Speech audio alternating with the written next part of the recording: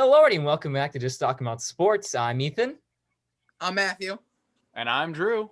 And Drew, what are you doing today? Just talking about sports. Woo!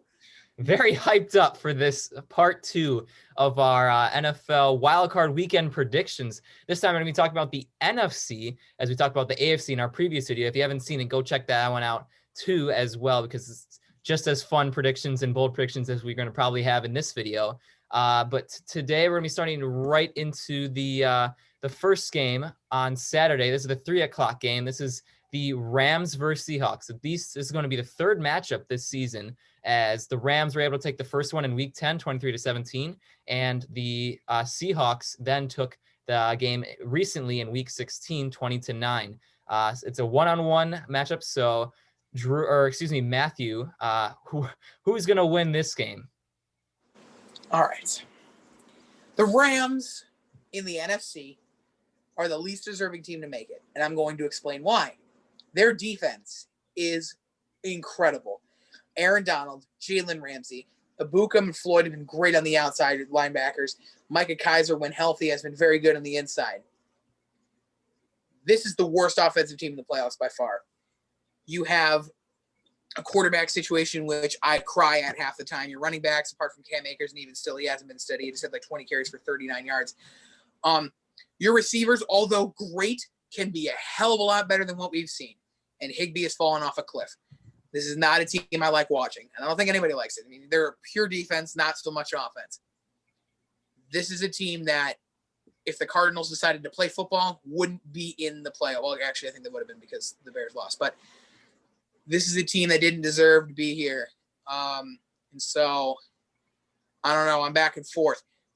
There is a situation where I do see the Rams getting a chance, and nobody's going to like this. You said Goff. I think that what we saw is a spark plug in John Wolford.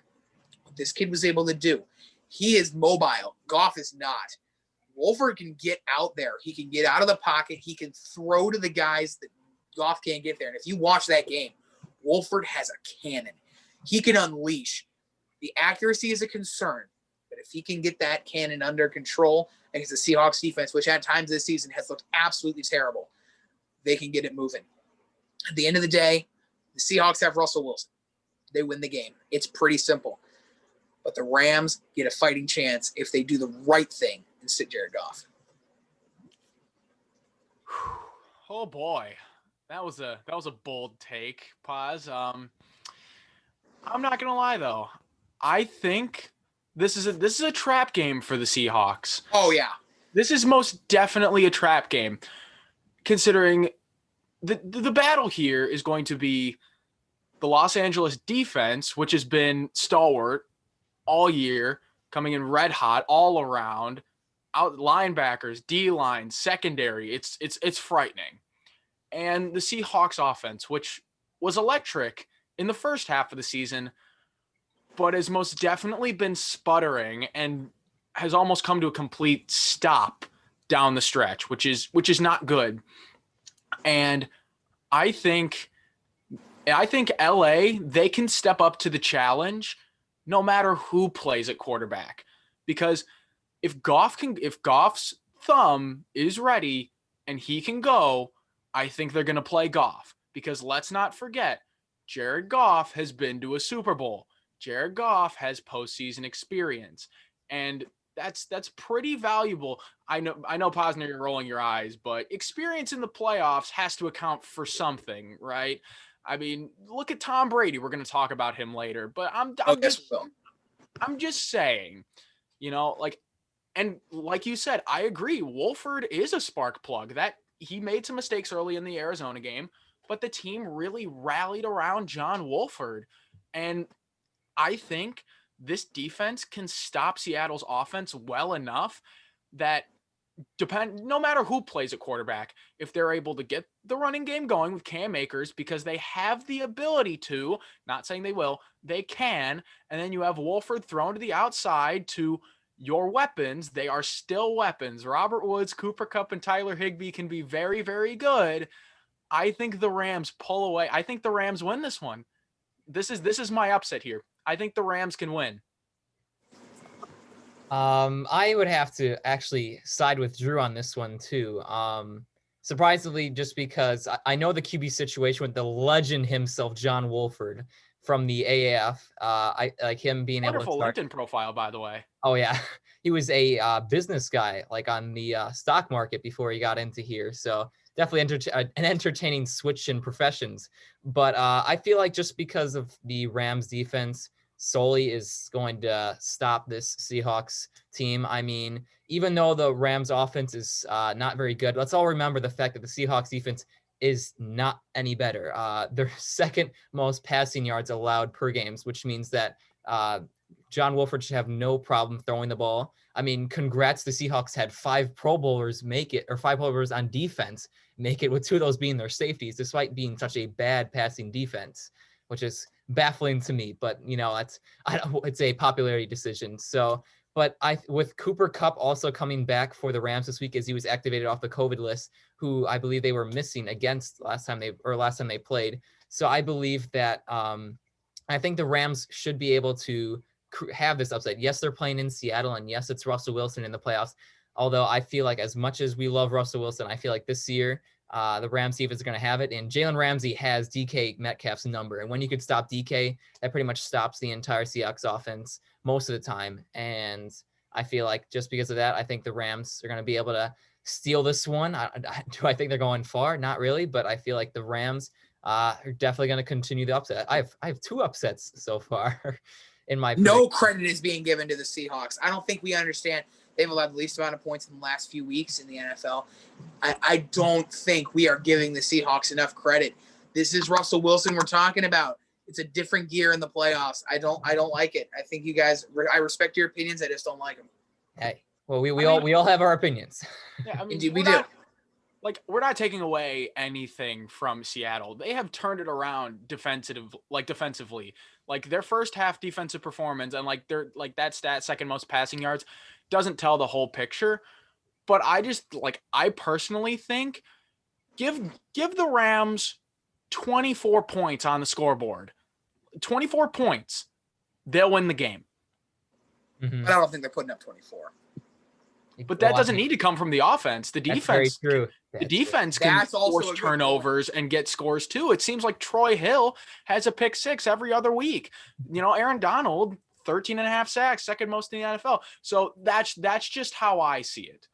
At the end of the day, if the Rams have 24, 28 points on the scoreboard, that defense will hold the Seahawks and the Rams will win the game. All right. Well, we'll continue moving on with our next matchup. This is Saturday night's game between the Tampa Bay Buccaneers and the Washington football team, name redacted, whatever you want to call them. The NFC least opponent that snuck their way in with a losing record to make the playoffs. But it's going to be an entertaining game between these two. So, Matt, who do you have in this game? I have Washington. And let's explain. Tom Brady is the best quarterback who ever walked on the face of the earth. There's no questioning that. But when it matters most, like last year, he seems to step back. Yeah, he has 6 rings. I get it. The past few years, this is not the same Brady that we've seen in clutch. He's been red hot recently. Don't get me wrong. I mean, the guy's throwing more touchdowns than I can count.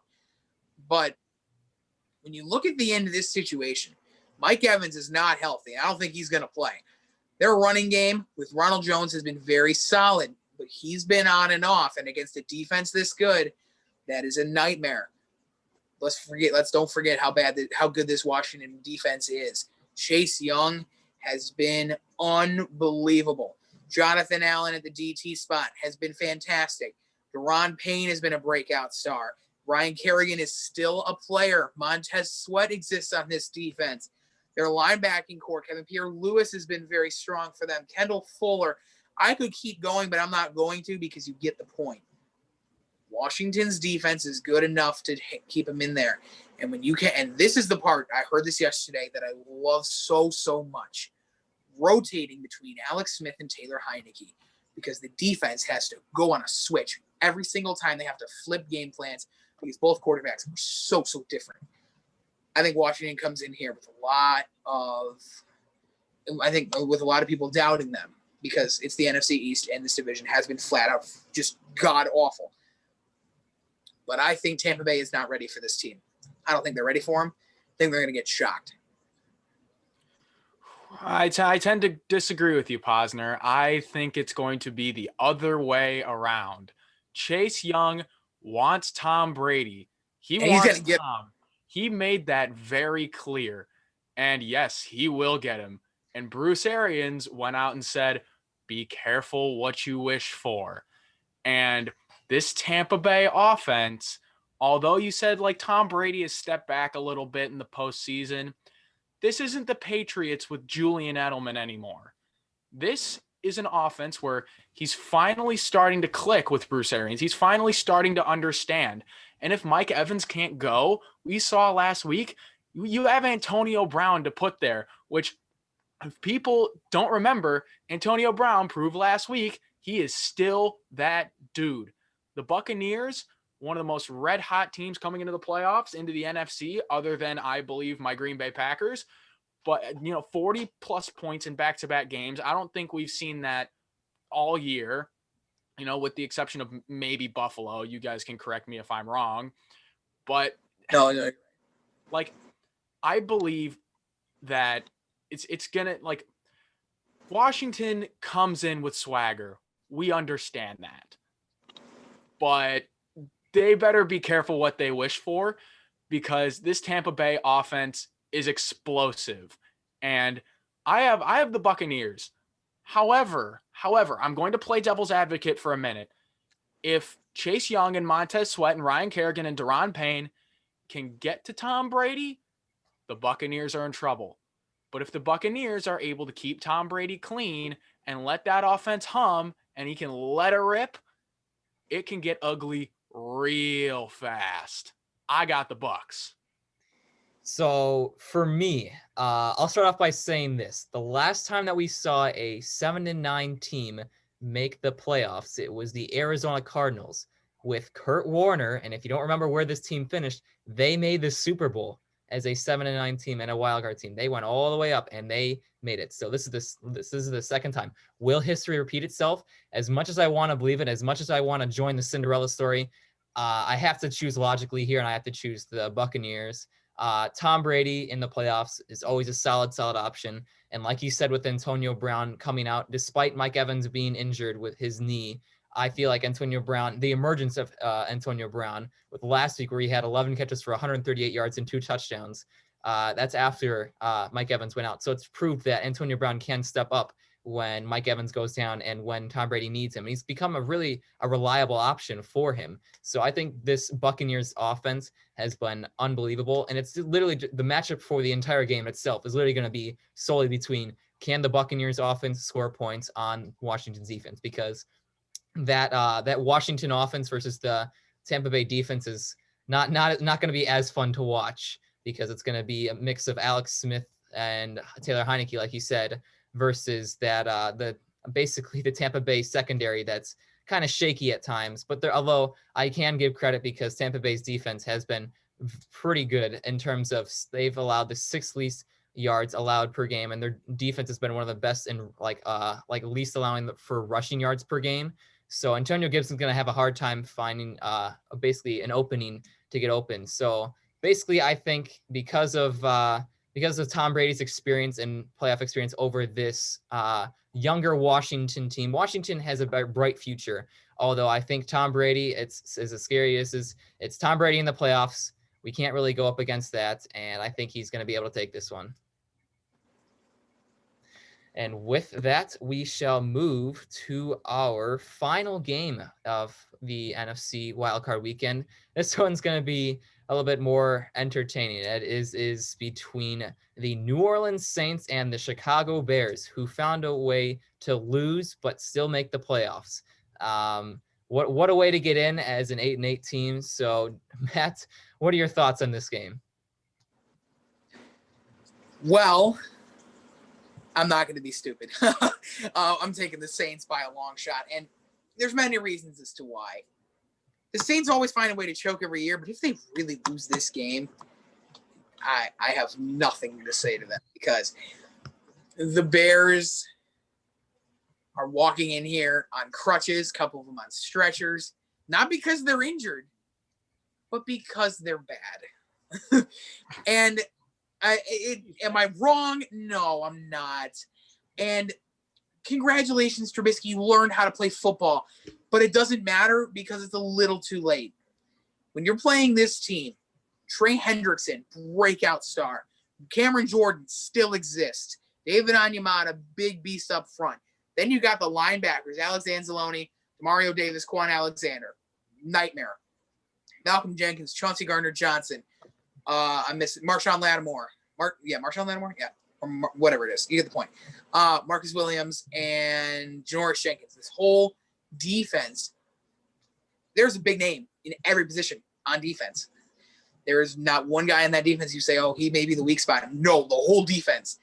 And Trubisky has no chance of taking this team anywhere this year. I'm sorry. He is a good quarterback when given the weapons. And they've got weapons. Montgomery's turned into a very good player. Allen Robinson, I still miss him because I think we really could use him, but that's besides the point. He's very good. They just don't have another clear number 2 receiver. Their tight ends are young or Jimmy Graham, a.k.a. just washed. But this team needs help, and they don't have enough of it against a team that's as good as the Saints.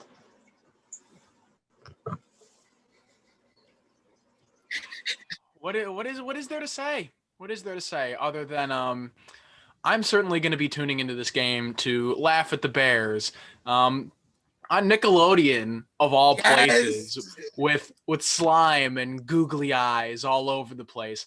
So that's going to be absolutely entertaining. But as far as the game goes, Paz, you said it all. It's the Saints game to lose. If you look at the Saints and the Bears, top to bottom, the Saints have them covered in every way. Quarterback, running game, wide receiver, offensive line, defense.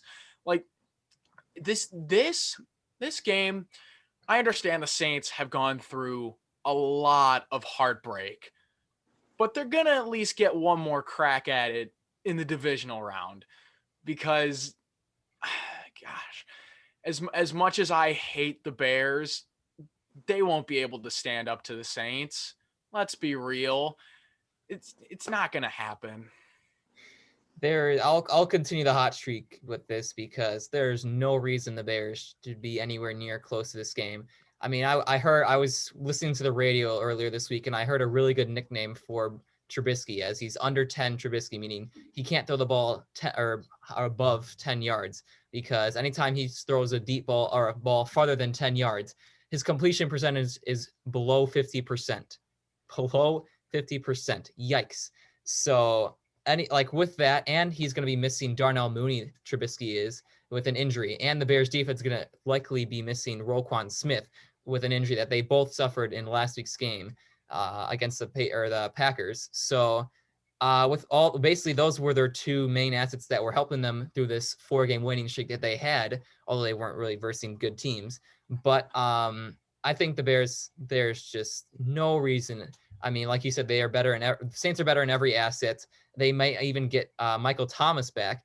They got Alvin Kamara to basically survive. He tested, or he didn't test positive. Did he test positive? I think he tested. Yeah, I know he tested positive. He tested positive, but his end of his COVID IR days ends on Saturday, the day before the game. So he got lucky with that. So he should still be available if he is healthy on Saturday to join the team and play. But even if he's not playing, Latavius Murray is still a solid option, and the Saints defense is extremely, extremely underrated as they're the 4th best defense in least yards allowed per game, along with Trey Hendrickson, who's tied with Aaron Donald for total sacks this year, who's been having himself a career year and a half.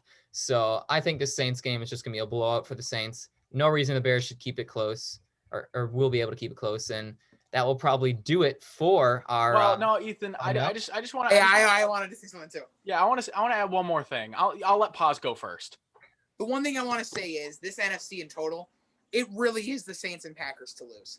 Every other team is miles below these two teams. Packers and Saints should meet in the NFC Championship. They should be having a chance to fight it out for the Super Bowl. And if it's not, one of those two teams made a mistake. Drew, go ahead. All right. Well, as much as I agree with that, and as much as I like to hear that, it is what it is. But any given Sunday or Saturday this weekend, we all picked the Saints to win against the Bears. But let's not forget, the Bears have a secret weapon that shows up in the postseason, Nick Foles. Oh. And I'm not advertising that. Yeah, no, I'm not going to say that Nick Foles is going to be the savior for the Bears. But I'm just saying, especially in this football season, anything can happen. So that's all I got. Any given Saturday or Sunday. All right, thank you. Agreed. I will say this. If they give Foles boy. a chance down 14 heading into the second half, anything can happen. That's it. We'll see. Those are your final remarks, and we'll just quickly end it since we're running a little bit long. But I hope everyone has enjoyed our NFL Wildcard weekend predictions, as we will probably be continuing these predictions as we continue on throughout the NFL playoffs and postseason, as we'll try and have a divisional round, a conference, and even the Super Bowl predictions. So until then, stay tuned. Hopefully our predictions are going to be looking good. We're not going to be getting anybody made fun of for some bad predictions. Oh, I'm going to be made fun of if Washington loses. Who cares? Yeah, but these, I'm not afraid to speak my mind. Exactly. But like we said, these are predictions. So we'll see. But I hope everyone has enjoyed. Make sure you guys are subscribed, like the video. But until then, we'll be here just talking about sports. Later, everybody.